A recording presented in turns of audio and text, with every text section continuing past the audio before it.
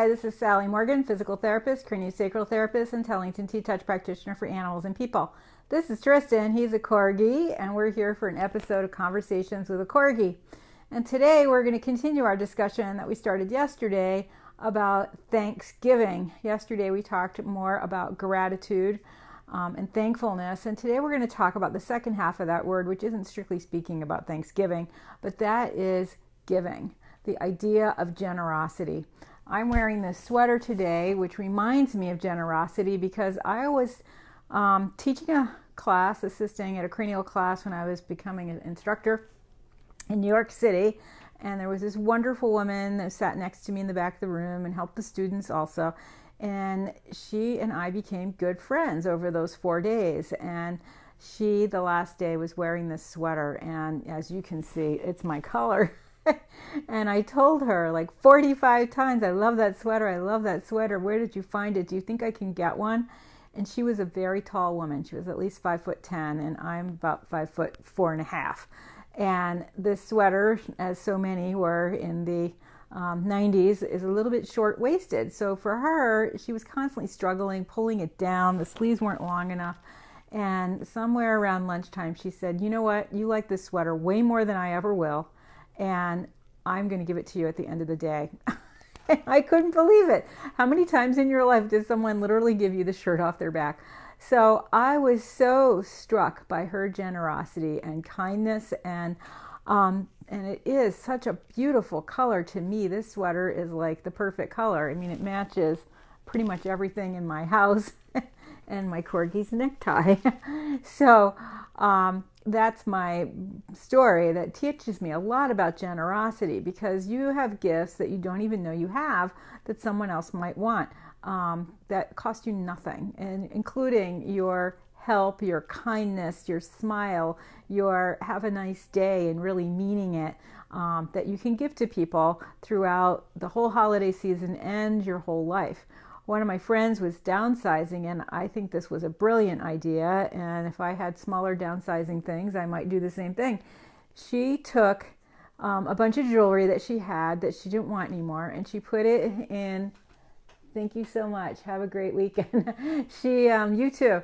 She took a lot of jewelry that she didn't want anymore and just put like a set of earrings or a necklace or something in a plastic Ziploc bag with a little note saying, you know, I no longer need this. I hope you enjoy it. And left them tacked to trees or stuck in branches along a trail that lots of people hike on.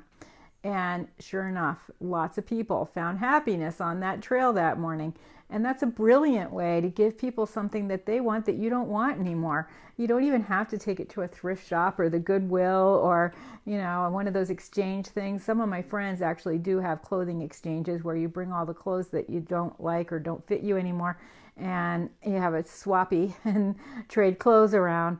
And that's one way to do that. And then certainly there are other things you can do. But I love the idea of leaving small things that aren't part of your life anymore along a trail for someone else to find. We don't have so many heavily frequented trails around here, but there is one that a lot of people use to walk their dogs. And that might be a good place to leave things that are particularly useful for dogs. And it might not even be something that you don't want anymore. It might be some healthy treats with a note about what kind they are, so that somebody can switch their dog to something better than what they've been feeding him. Or, you know, I like to leave harnesses that are better than most people might find, like just a plain old step-in harness. They're not very much money. And I have a big selection, and so sometimes I'll just leave them out near the dog trail with a note in a plastic bag so that they're clean and nice, saying, you know, I can't use this anymore. If you can use it, you know, and assure the person that it's not from a dog I have that's departed, because some people are superstitious about that. But there are so many ways that you can be generous in your day-to-day life with people. You know, just trying, if you're not in a hurry to be somewhere, you know, leave a little extra money in the meter for somebody when you go, or give somebody a chance to go ahead of you in the line at the grocery store. I have often given somebody 25 cents or something like that when they're rooting through their wallet and they can't find it. And, you know, it's not like they may not have it, But people are so grateful. Certainly the checkout person is, when you make the line move along a little easier. And again, it doesn't have to be something that costs money or is hard for you to do. Just being nice to somebody can really change their day. And I know when I was working in a highly stressful job, I was always so grateful when I had clients in the afternoon who were kind, who always said, "How is your day going?" And they'll say, "Did that person that stresses you out here, were they okay this morning?" Or, they inquire about me personally, which honestly, in a job when you're seeing 27, 29 clients a day, to provide physical therapy, having one person say, "How's your day going? Did you get a good lunch? Did you have your break today?" That makes a big difference. Just knowing that someone cares that I might not have had a break, because we never get breaks in physical therapy. It's a ridiculous idea that we're going to have a 15-minute break morning and afternoon. It never happens, never.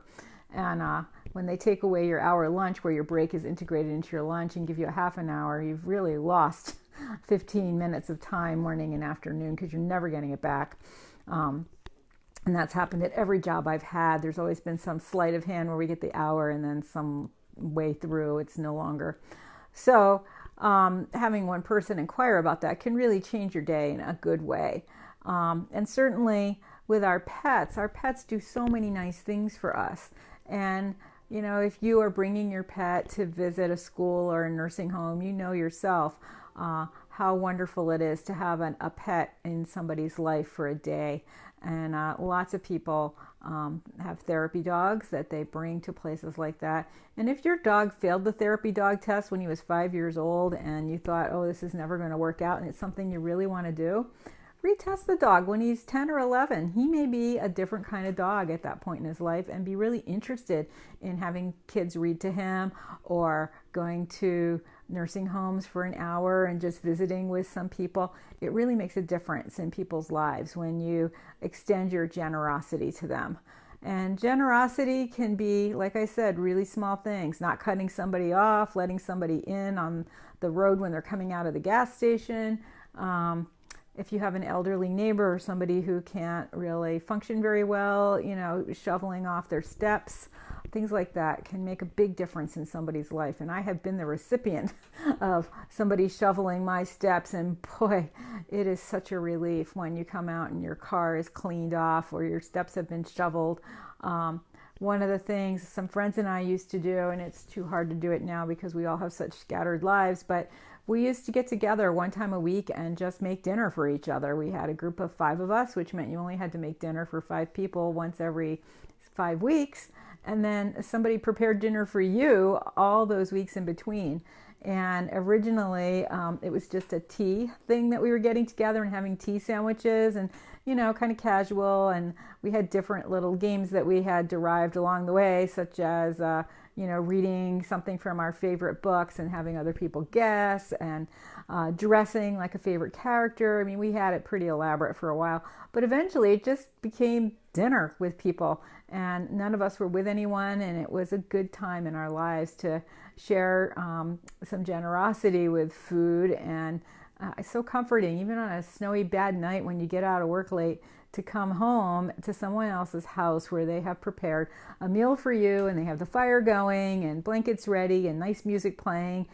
To feel cared for is really something that matters. So, there's so many things you can do. You don't have to give someone a sweater that you don't like, that they love, in order to make a difference in somebody's life with giving and generosity. So think about that throughout the holiday season, and think about the nice things you can do for pets. Of course, we all love to give bowls and blankets and towels, and one of the nicest things you can do for a shelter is bring them some good shampoo for their pets. A lot of them have a groomer that comes in, but all that stuff costs money, and getting the high quality stuff is really expensive. And so doing things like that you don't even really cross your mind makes a big difference for people working in the shelters.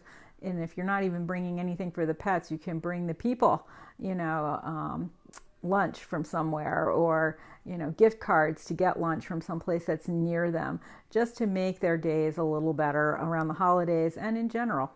So think about the idea of giving and generosity throughout the rest of the holiday season and throughout the year.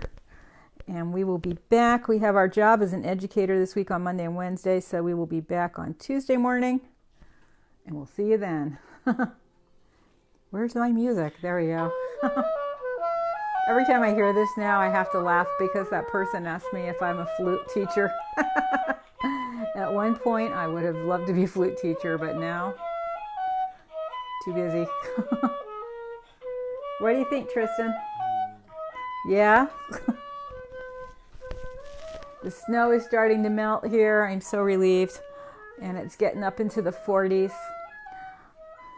And I saw the tree that hit my neighbor's house yesterday when we went for a walk together. Pretty frightening. The house is actually totally fine except for the roof being scratched up and a little hole in it, which of course then flooded.